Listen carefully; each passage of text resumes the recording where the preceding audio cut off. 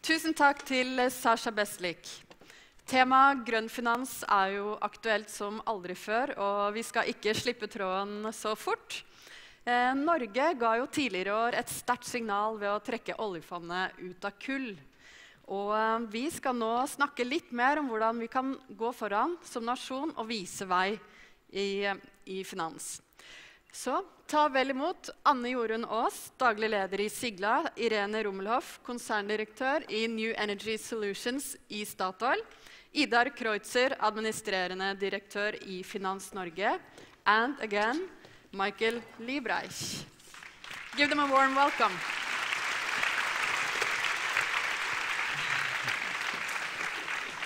So, thanks for being here, and thanks to you, Michael, for setting the stage as to where the energy market is heading and at what pace.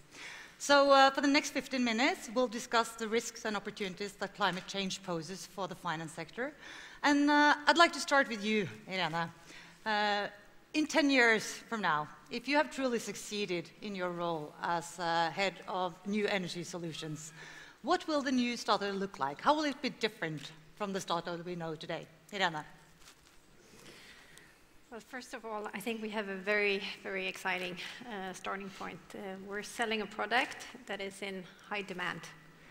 And the demand is going to increase in the next decades, or for several decades as far as we can see.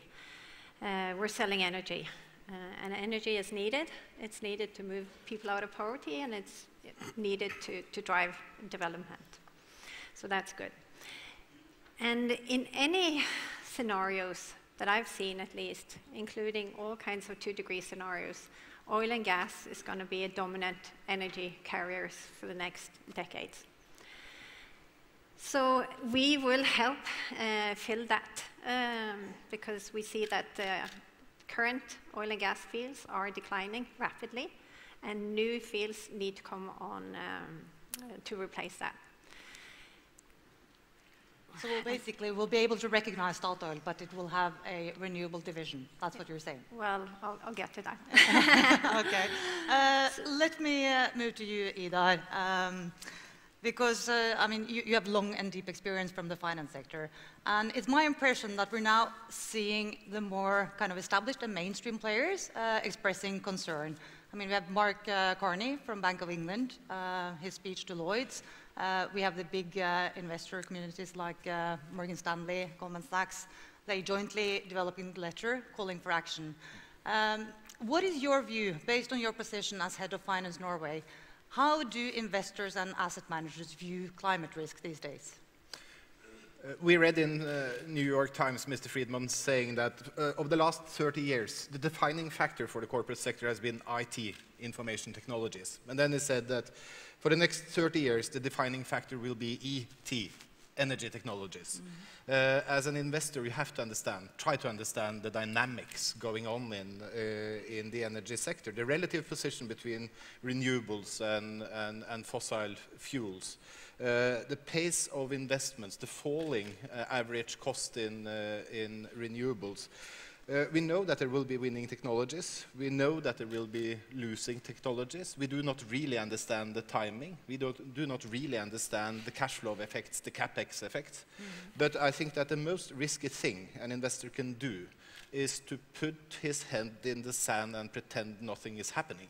And that is what we see now. We see an investor interest, spending time trying to understand, developing in their strategies, either to pick the winners, as we just heard from Sasha, or exclude the bad guys, as we have seen in different excluding strategies, or optimizing the asset allocation in your portfolio. But I mean, no investor in his right mind is not careful trying to understand what is going on. Yeah, so this happens also with the Norwegian investors to a large extent. Absolutely, and I'm not completely objective, but in my mind, the Norwegian financial services sector is in important areas among the leaders in understanding this. Yeah. Let me move to you then, Michael. How do you think that the owners of Statoil, where, of course, the Norwegian government is the major one, how should they engage with Statoil when it comes to climate change? You know, should they work for even higher carbon efficiency, ask for dividends, or is there a way to explore the opportunity of turning Statoil into a non-fossil company? That's a big set of questions. That's not one question. That's a few questions. So first of all, I would agree with Irina that you know, oil and gas are going to be a big part of the future for decades. Let's not worry about how many decades. And so, you know, I don't want to portray it as, you know, it's game over and you have to jump from one to the other. Not at all. I think that I think that the awareness that there is this transition is a sort of starting point. And by the way, IT and ET, information technology and energy technologies, are absolutely converged. So one of the big themes I think that Statoil and the owners of Statoil should think about is how do you use information technology to optimize and improve the efficiency, the asset efficiency, the extraction efficiency, etc., of Statoil. If you look at why is shale gas coming out in such huge volumes and so cheaply, a lot of it is to do with the IT, not the ET, but the IT. And so I think that one thing would be to be as efficient as possible as an owner and manager of oil and gas assets. The second would be to use the skills where they exist, because Statoil is principally oil and gas, not only, but it is an energy company, and it understands sovereign risk management, project risk management, energy market risk management, commodity risk management, and so on. Those are huge skills which not every player has. And so I think being selective in the opportunities, it's possible to be very successful in the not oil and gas part. But let me just finish by saying I don't think that you can, I think in general, this is not a Statoil point, but in general, the new energy players will be new companies and not incumbents. So the overwhelming importance is actually to harvest from the older technologies and not try to shift them wholesale into clean energy, because I don't think that's going to work. But what will then happen with the incumbents then, if you say that the new companies? Okay, so... Over a long time, they will highly profitably shrink. Okay. Yes? Do you agree with that, Irene? Well, first of all, you know, we acknowledge that this is a challenge to our business, and that's partly why we have established this new energy solution to complement our oil and gas assets. So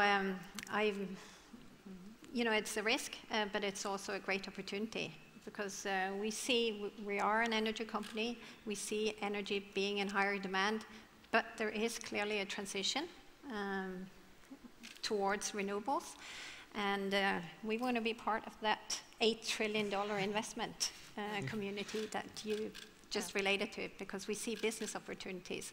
We're not doing it because the owner is telling us to do this. We're doing this because we do think it makes sense from a commercial perspective. Yeah. Vidar? And that is exactly the important thing seen from an investor point of view, is that this is a business proposition. Reducing risk, enabling the company to grow within areas in which it understands. It is not a part of CSR. It's not a part of the PR campaign to look nicer. It's a hardcore business proposition, and it should be dealt with like that. And that is the platform for communicating with the investment community. Yeah. But just to follow up on that, because I mean, a key risk here, a key market risk is that this transition is more fundamental and comes at a much faster pace than anyone is anticipating. And in your role now, as 50% of the expert council giving advice to the Norwegian government, you talk to lots of people. I mean, how well prepared do you think that they are for this possible transition, Vidar? That is also a very big question, and it's impossible to give you one precise answer. Yeah. Because, first of all, we probably meet the part of the corporate landscape and the part of academia and the NGOs which are most reflected, have reflected a lot on this. They are well prepared, well developed their understanding that this has to do with the strategic core of what they are doing. But what we know is that there are a large number out there pretending that nothing is going on. And that is a very risky business.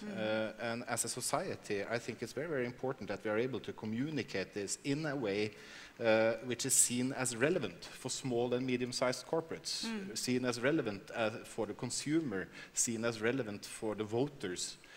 Because we are facing a major transition as society, and we just have to take part, all of us. Yeah, and who has the obligation then to do this communication? That's also an interesting question. Obviously, I mean, the government should see it as a part of their responsibility to educate and to inform.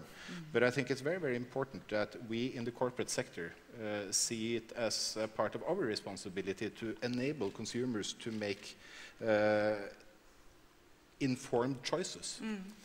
We should inform about the consequences of what we are doing. We should inform about global footprints. We should inform about the circular effects of the products we are producing, and we invite them to consume. Yeah. So this is a responsibility we share. You, Michael? So I was just reflecting, and if I had one wish, which is sort of self-interested, obviously, since I run an information provider, it's that it's use the best information for all of the, whether it's in the financial sector or in the corporate sector. I am just, or in the world of politics, frankly, I am astonished by the gap between what real data says and the deeply held but erroneous beliefs of so many players. So, you know, I've seen documents, you know, that simply say, well, you know, solar power costs 35 cents per kilowatt hour, and you know, last year or this year, and it's like, well, no, it doesn't. Even in deepest Africa, you could do solar power at large scale for 12, 13, 14 cents. So if you've got the price wrong, you're going to make the wrong asset allocation decisions.